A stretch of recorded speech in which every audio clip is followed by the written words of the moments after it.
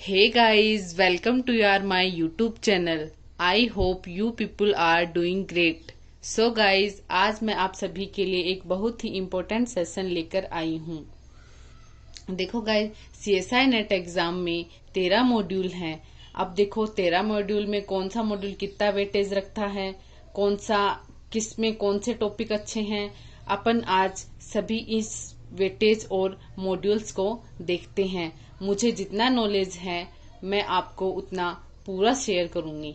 देखो, first, molecules and their interaction relevant to biology. अगर इस मॉड्यूल को मैं सिंपल लैंग्वेज में बोलूं, बायोकेमिस्ट्री आपकी CSI नेट एग्जाम की बायोकेमिस्ट्री बैकबोन है, तो आपको बायोकेमिस्ट्री तो बिल्कुल भी नहीं छोड़ना है।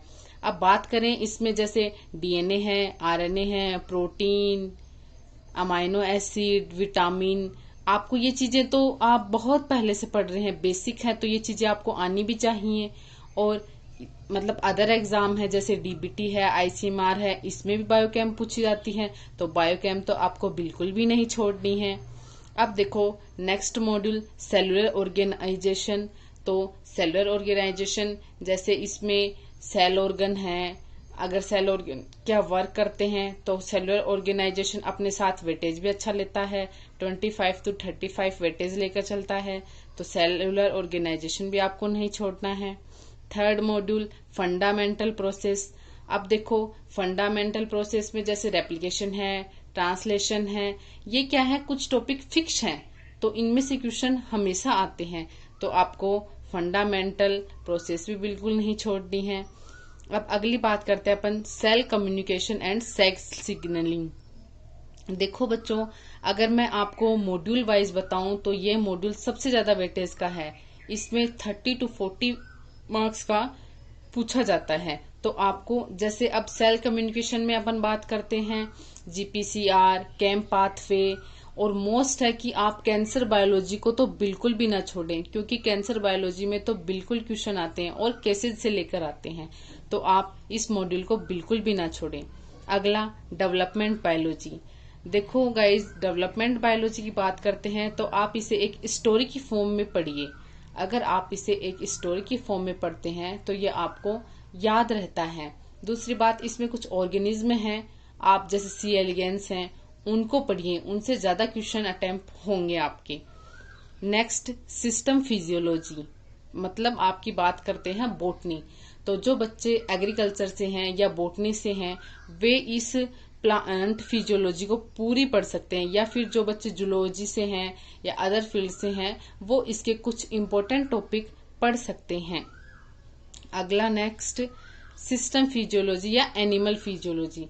देखो, एनिमल फिजियोलॉजी का ज्यादा वेटेज नहीं है, 15 से 20% वेटेज है, लेकिन आपको एनिमल फिजियोलॉजी छोड़नी नहीं है। इसके कुछ मोस्ट टॉपिक है जैसे कार्डिक साइकिल, मैचुरन cycle, respiratory system, excretory system, इससे हमेशा क्वेश्चन पुटअप होते हैं और यह आपको इजीली समझ में भी आ जाते हैं, तो आपको एनिमल फिजियोलॉजी भी नहीं छोड़नी है। आगे मैं बात करती हूँ इनहेरिटेंस बायोलॉजी। सिंपल फॉर्म में बताऊं तो जेनेटिक्स। तो जेनेटिक्स तो आपकी मतलब बिल्कुल भी बहुत ही इजी है, आपको पूरा न पढ़कर आपको कुछ टॉपिक पढ़ लेने, जैसे माइक्रोबायल जेनेटिक्स, जीनी मैपिंग। अगर आप इतना भी पढ़ते हैं, कुछ टॉपिक पढ़ते हैं, तो भी आप कवर कर सकते हैं। अगला मैं बताती हूँ डाइवर्सिटी ऑफ लाइफ फॉर्म्स।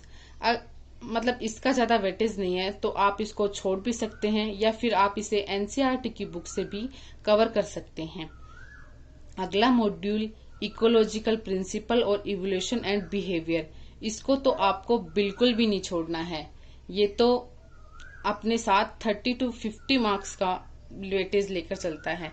लेकिन आपको क्या है, इसमें लैंग्वेज के साथ आपको डिमांड है, अगर आप लैंग्वेज के साथ क्वेश्चन कर सकते हैं तो आप इजीली अटेम्प्ट कर सकते हैं।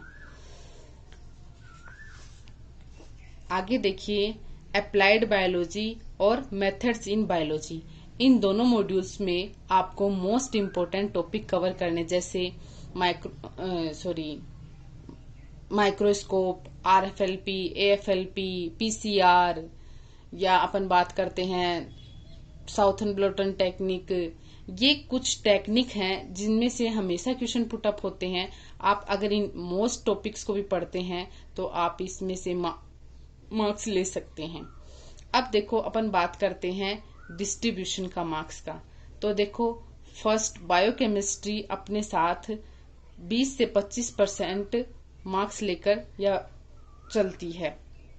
दूसरी बात करते हैं सेल बायोलॉजी, तो ये भी 10 से 25% मार्क्स लेकर चलती हैं।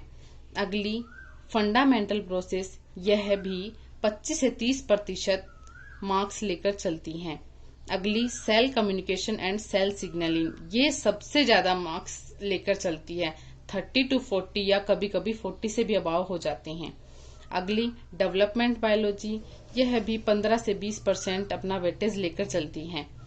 अगली सिस्टम फिजियोलॉजी, यह भी अच्छा वेटेज लेकर चलती है। आगे सिस्टम फिजियोलॉजी जो कि 10 से 20% अपना वेटेज लेकर चलती है। इनहेरिटेंस बायोलॉजी, यह भी 10 से 15% वेटेज लेकर चलती है। अगली डाइवर्सिटी ऑफ लाइफ फॉर्म्स, इसको जैसे मैंने आपको बताया कि आप इसको छोड़ भी सकते हैं क्योंकि ये अपना ज्यादा वेटेज लेकर नहीं चलती हैं। अगली इकोलॉजिकल प्रिंसिपल और इवोल्यूशन एंड बिहेवियर को आपको बहुत अच्छे से तैयार करना है और लैंग्वेज के साथ आप इसके क्वेश्चन को आसानी से कर सकते हैं। अगर आप इसकी लैंग्वेज समझ आते हैं तो क्वेश्चन बहुत इजी सोल्व होते हैं।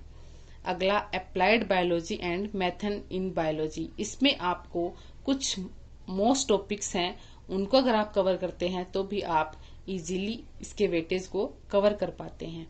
अब देखो गाइज, बात यह है कि अपन ने मॉड्यूल्स की बात कर ली, वेटेज की बात कर ली। अब मैं आपके लिए नेक्स्ट वीडियो में कुछ मोस्ट टॉपिक्स के लेकर आऊंगी। अगर आप उन टॉपिक्स को भी कवर करते हैं तो आप अच्छे मार्क्स ला सकते हैं। Thank you guys, bye bye, take care.